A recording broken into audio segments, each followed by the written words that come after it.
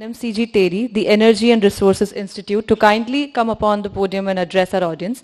Please welcome her with a big round of applause. Good afternoon, one and all, and thank you APC for giving me this opportunity to be present, to be part of your event. And this is second year in a row. It's always a pleasure being here and sharing the session with the eminent speakers here. And particularly, just briefly about the background. I am the director of NMCG TERI Center of Excellence on Water Reuse in TERI, which is first of its kind Center of Excellence on Water Reuse established by Ministry of Jal Shakti, Government of India under Namami Gange program. The whole idea about our center is actually the technology. It's primarily a technology forum where all stakeholders, valued stakeholders from government, academia, research, industry, school, colleges, they are part of the stakeholder discussions, and anything and everything about the technology is part of this. And the major focus of the center is, it is coming from Namami Gange, is primarily on the pollution abatement, river rejuvenation, wastewater treatment, technology development, and water reuse. These are the key working areas. And these key working areas, we are working with research organizations, our PhD students, and a lot of consultancy projects, and this way. So now coming to the agenda for this topic. The topic for this conference is the technology, and particular the digital technologies we are talking about. So, you know, the water is its water cycle in itself has various components, and there is no single component without technology having its place in it. So I would like to briefly cover various aspects of water where the technology has huge role to play, and specifically I would be talking with regard to the first-hand experience of the technology from various aspects. So first aspect actually comes from the technology. I am the inventor of a technology called TERI Advanced Oxidation Technology, TEDOX, and here the innovation has come up from various aspects, because today wastewater treatment or used water management, when we talk about, we have to see holistically. Because today, until 5 years ago, water treatment was fine, we were having everything fine. But today when country is talking about water reuse and enhancing water reuse, the role of technology and policy together becomes even more important than 5 years or 10 years earlier. So here there are some bottlenecks with the conventional technologies. First of all, conventional technologies, they require, if we talk about sewage or this kind of water, they require stream segregation, grey water, black water separation, then treatment, then biological treatment technologies which require huge footprint, treatment time. And then in the situation like COVID and all, when our plants are not operational, the biological treatment plant, even within 24 hours, if for various reasons, if they are non-operational, it takes few months to get them get into the same condition. And lot of challenges with managing those costs and all, everything is there. So here is the need, we thought of an innovation. So here first thing comes as an advanced oxidation technology. We are using, which as a broad category called AOP, and AOP has various sources based on the, for example, phenton, photophenton, UV. So all these require chemicals in them. What innovation we have done, we are using certain nanomaterials, titanium dioxide kind of nanomaterials, which are UV light active, which do not require any chemical for treatment. So what we are doing after primary treatment, reducing TSS up to 90%, we are adding these nanomaterial, and the only material we are adding after primary treatment in the wastewater, mixing contact time and passing through a UV radiation source where UV TiO2 photocatalysis takes place, and it generates, it's an AOP which generates hydroxyl radicals, and it oxidizes. Being non-selective, it can treat any kind of wastewater streams irrespective of even the industrial effluents, irrespective of whether it's a textile effluent or a tannery effluent or an oil and grease or even sewage, so no stream segregation required, direct advanced oxidation in few hours. Very few hours, 5 to 6 hours, 10 hours based on the effluent streams, and in industrial wastewater it could be integrated pre-biological, post-biological. So this way we can strengthen the current systems. So here comes, again, now comes the benefit. So we have huge infrastructure in place. And we are adding more, it's very good. And we are not talking of replacing anything. So what is the need of the hour is the right understanding of the nature, constitution of the wastewater, and treating accordingly. And here comes the role of various technologies. And I'm not saying that if we are coming up with AOPs, we have to replace something. No, we have to today talk about integration of technologies, and as and when required, we have to integrate technologies for adequate treatment. So this is one point. Secondly, wastewater or used water is an assured source. So today, when it is the future, and second aspect I want to talk about is the industrial reuse. So ZLD, we all are well aware of the ZLD, 2015 it came, and 10 years hence, if we have to see where we stand. So ZLD is a big taboo with the industry simply because ZLD consumes a lot of resources, highly energy and resource intensive. So now here is another scope of improving on the technology that can we, if possibly, we can reduce the organics and color right before biological or after biological, so that when water reaches the ZLD stage, the color has gone, BOD, COD 90% reduced, so the less use on energy and resources. So this way we have to see our perspective change in wastewater sector. So this is an important point, and here comes again the role of AOP technologies for achieving ZLD. And with our work, our technology has been adopted by the Office of Principal Scientific Advisor to Government of India. It is selected under Namami Gange program, and this Center of Excellence was also given by Namami Gange program.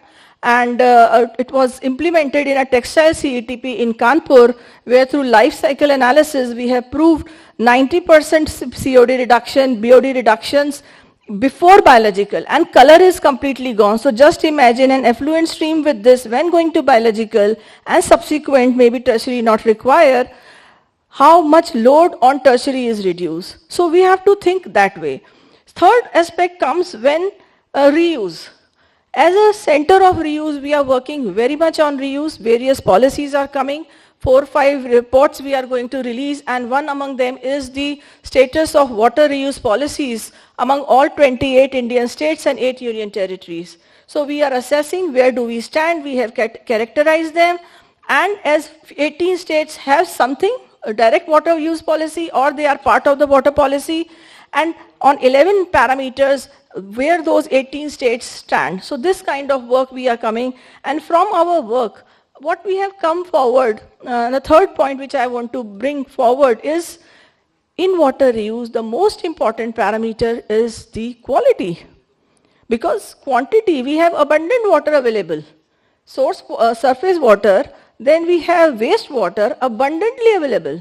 But do we have the right quality and the standards in place for point of use? This is the most important aspect. So we have again various policies from the Ministry of Thermal Power, where in 2016 thermal power plants are mandated to reuse the treated wastewater, domestic wastewater, if their thermal power plant falls within 50 kilometers of the radius. Now, question comes, after 9 years, where do we stand? We are again assessing on this. One of the work from our center is coming up.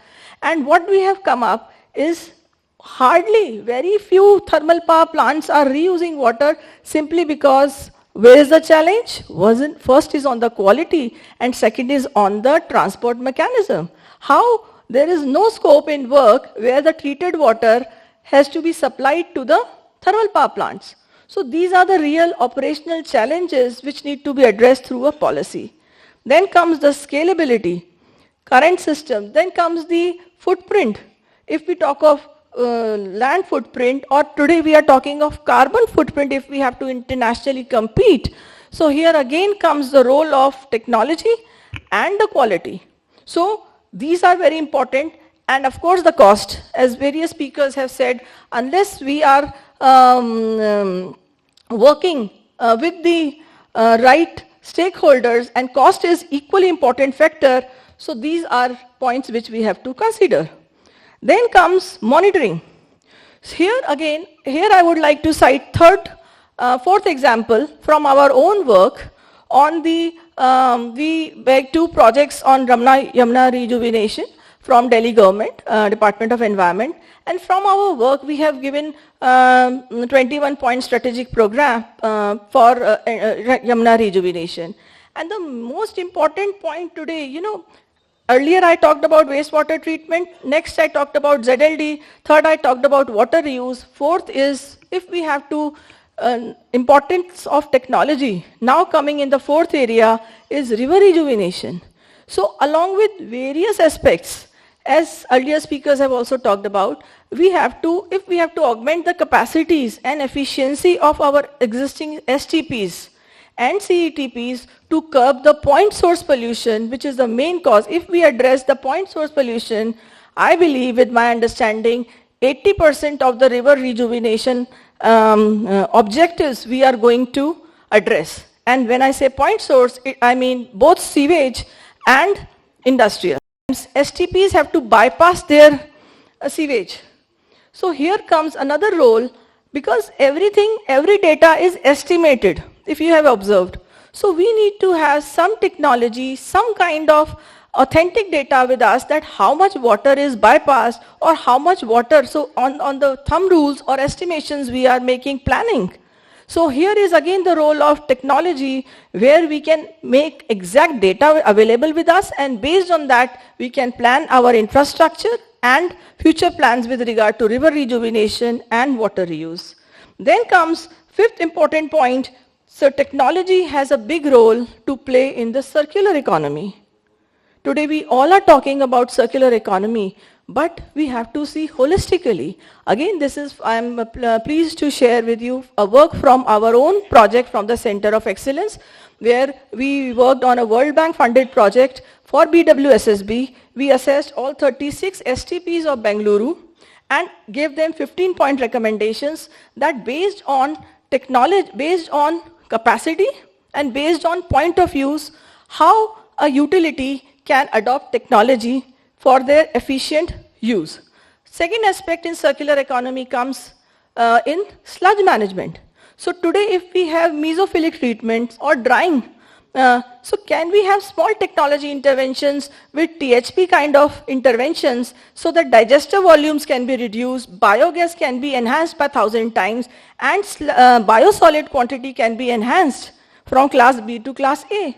So this is the role of technology. With small technology interventions, we can save on this and we can enhance our secondary or we can truly achieve the circular economy. Third aspect was treated water reuse. So we gave BWSSB the plan where they can reuse water, and if they are earning 16 crore per annum, this was 23-24 project, if they are earning 16 crore per annum, with these A plus B plus C interventions, they can earn 480 crore per annum. And you must have read across the newspapers, the BWSSB is really doing great. And to achieve all this, what is required? The change in procurement policy, the change in water policy, and change in water use policy of the state. So this is the kind of work which we are doing through our center, and we have delivered. So here is again the use of technology on achieving circular economy and to make our utilities financially self-sustainable, because this is a huge challenge with the utilities. They are stuck with finances. Now coming to the sixth point is the previous speakers have also talked about, and sixth point is, today we have decentralized treatments. We have huge limitations with the land available and lot of challenges. So now is the time, can we think of small decentralized treatment options, less than 1 MLDs, where we can have these decentralized treatment options across unauthorized colonies or such places where there is no CETP. So we have large industrial areas which have CETP, but what about the individual dyers? A small pocket discharging their untreated effluent through in the river. We have reported in our Yamuna project reports. So what about them? So can we provide very small 100 KLD, 50 KLD kind of decentralized STPs and CETPs to industrial users as well as unauthorized colonies, or even from our report we have found Dhobi Ghats directly discharging in the Yamuna. So can we have such treatment options for them? So this is another point. And seventh and last point is a huge sector before us as a country which needs water reuse. So huge data centers are coming. Then we have thermal power plants. We have railways. Another work which our center is working on is the railways, studying the reuse in the railway. And fourth is the construction and housing societies, the sector, not just the society, the sector. And we might have come across various reports where buildings are ordered to be, because they are collapsing. Why? Because of the water quality which was used during the construction. So here is the time we have to think about the quality, the technologies, because quantity is not an issue. And our wastewater, which is abundantly available, which is going untreated right now through the drains, in the rivers, if we are able to manage our wastewater efficiently, believe me, 10 years from now, maybe 15 years from now, we'll fall short of wastewater, because so much demand is going to come, and if we are able to meet the demand, then where do we stand? So we have, with the huge challenges, today we have huge opportunity to look at different sectors where water reuse is essentially required, and what we can do with regard to the quality, the standards, and the policy. And not just that, our duty doesn't end here. Our duty is completes when we see the implementation. So regulation, implementation is equally important. And so I think with 7 points I have covered some sectors which were not discussed earlier. And once again, thank you for the patience with the audience. And thank you once again, APSC, for giving me a chance to present my views. Thank you so much. Thank you so much, ma'am, for covering so extensively where the components of where the technology can be integrated in the water sector. And thank you for covering all the aspects that are needed to be focused upon to go further with this technology integration.